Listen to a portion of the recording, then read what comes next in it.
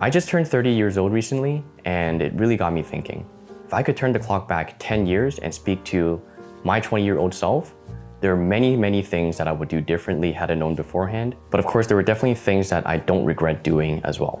These are just some words of advice to my younger self when I was 20, and you may disagree or agree to this entire list, or maybe just some items, but whatever your thoughts are, please leave it down in the comment section down below. I'm very interested in what you think. Anyways, if this video can be sent back to 10 years ago, here are my words to you, 20-year-old Andrew. First off, let's start out with the things that I don't regret doing. Number 1, traveling. Let me tell you this, when you start climbing the corporate ladder, or maybe if you're running your own business, you're gonna probably be spending most of your time in the office 9 to 5, and you're only gonna be able to get 3, maybe up to 5 weeks max if you're lucky of vacation time. And of course, if you're owning a business, most likely you're gonna be working 24/7 to grow that business as well. At 20 years old, likely you are still in university or college. And this is probably the only time in your life when you can still take 2 to 4 months off to do whatever you want to do. With this amount of time off, there are many options for you to choose from.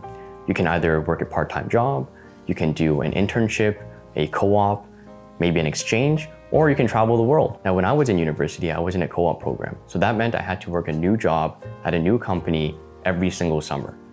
However, I wasn't limited to my home country for any of the co-op jobs.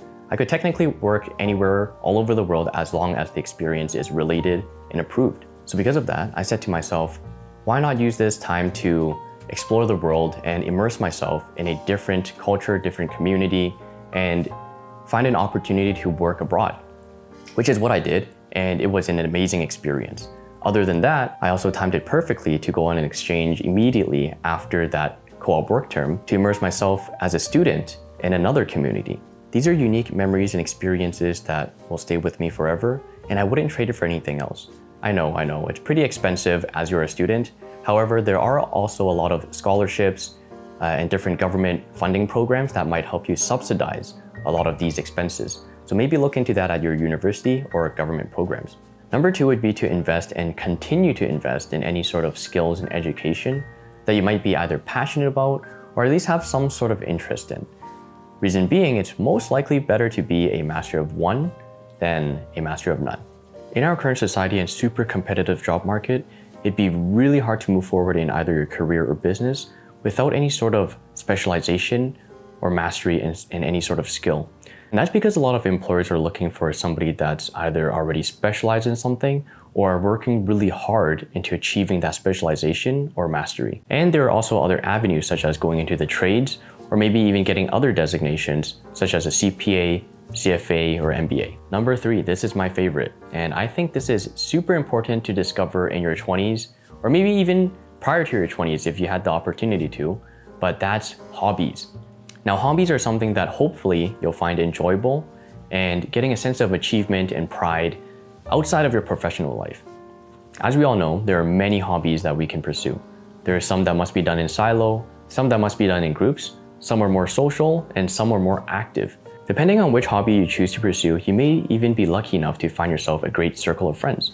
But let's say if you're interested in hobbies that are more in silos, such as painting or photography or something of those sorts, and you would still like to socialize, I'm sure if you go on any social media such as Facebook or Instagram and look for communities within those hobby groups, you'll be able to find some of those groups to connect with and socialize with. Speaking of socializing, let's move on to number 4, and that is to continue to be socially active. And if you aren't already, maybe we can start building on that skill set. Now, there are many avenues to do this. I've already mentioned one before, and that is through hobbies. But if that's not something that you're interested in, you can also maybe socialize more at work. Maybe you can volunteer, and of course, working more with the community, you can also volunteer at community centers and such as well. Of course, there's many options for us to socialize nowadays. It doesn't always have to be in person. There's the online method, through dating apps. Maybe you can socialize with your friends on social media. There's Discord, video games, you name it, right? But putting yourself out there and connecting with people face to face could give you some pretty interesting experiences and memories. You never know who you might meet in these sort of face-to-face connections. Maybe you might be meeting a potential best friend. Maybe you could be meeting a potential employer, or if you're lucky enough, you might even be meeting a future soulmate. Interestingly enough, when I was in elementary and high school, I hated socializing with people. Because of that, I wasn't a part of any sort of clubs, sporting events, or any community work other than the required volunteering hours. So when I went to university, I decided that I want to connect with more people. I want to be more communicative and social. And to do that, I had to join all sorts of different clubs and social events, along with different sort of communities that are related to my major. Through that, I was able to meet actually my current fiance from a particular club that I joined. So once again, you never know who you're gonna meet in these face-to-face opportunities. Now for the final point that I have here for myself in my 20s is to continue to stay fit and stay active.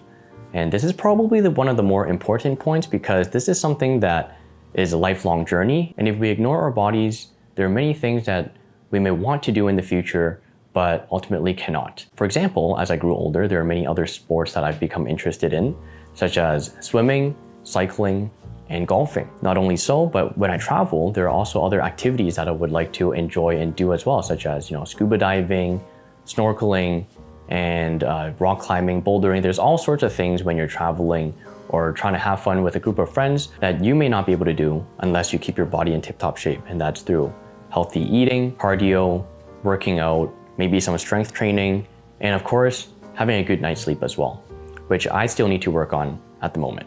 Okay, now that we're done the list of things that I don't regret doing, here is a list of things that I would have done differently. And honestly, it's really a message to my current self as well.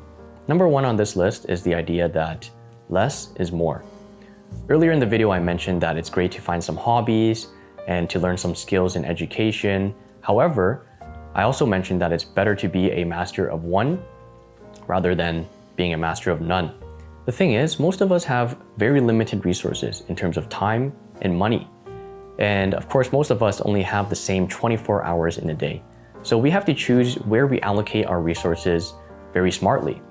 Whether it be to learn a new skill or starting a new hobby, I would recommend to maybe keep that to a minimal and really choose the ones that you are truly interested in.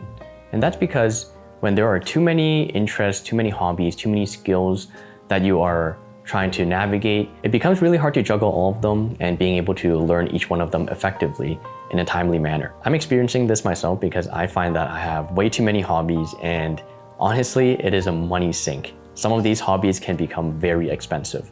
What I would suggest is to pick maybe only one skill or one hobby and focus on that for maybe a year or two until you become very fluent in that one skill or hobby. Then you can move on to the next one, leaving the previous one behind, but of course you're still going to be retaining those skills.